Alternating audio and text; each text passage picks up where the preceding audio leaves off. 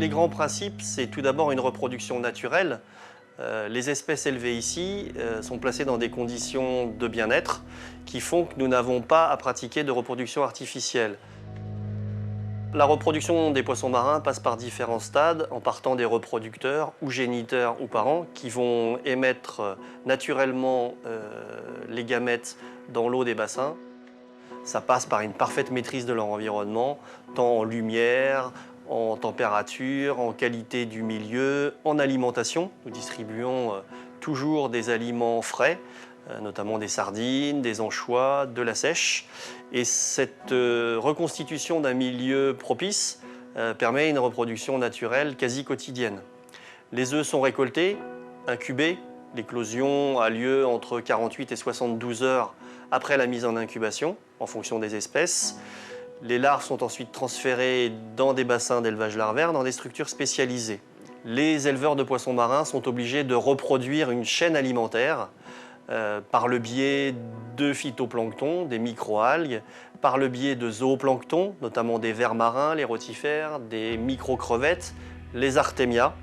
Ensuite, on va progressivement habituer la larve à voir cette alimentation vivante substituée par une alimentation inerte. Donc on passe à ce moment-là sur des micro-granulés et progressivement on va augmenter la part d'aliments inertes par rapport aux aliments vivants qu'on va progressivement totalement supprimer à peu près vers un mois de vie. Au-delà de ce mois de vie, on a passé ce qu'on appelle l'élevage larvaire. On considère que les alevins sont sevrés au sens où ils ne voient plus d'alimentation vivante et on va transférer les alevins dans la salle de post-larvaire. Tous les transferts de poissons sont faits par des pompes à poissons, ce qui évite de sortir le poisson de son élément naturel, c'est-à-dire l'eau.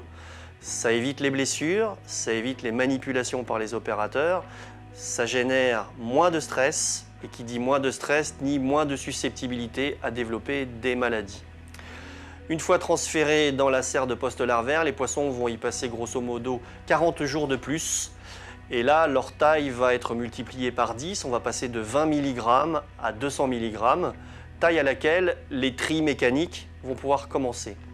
Les individus les plus gros restent bloqués sur des grilles, les individus les plus petits traversent ces grilles et cela nous permet de commencer le calibrage des bandes de manière à pouvoir faire passer les poissons supérieurs au stade nurserie et de garder les inférieurs dans la serre de post-larvaire jusqu'à ce qu'ils atteignent le poids de 200-250 mg qui permet leur transfert par pompe à poissons vers les nurseries.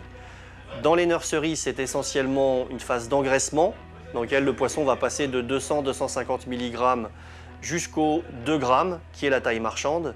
L'objectif étant de livrer aux clients des lots de poissons préparés, comptés électroniquement et très bien calibrés pour garantir l'homogénéité que nous garantissons par contrat.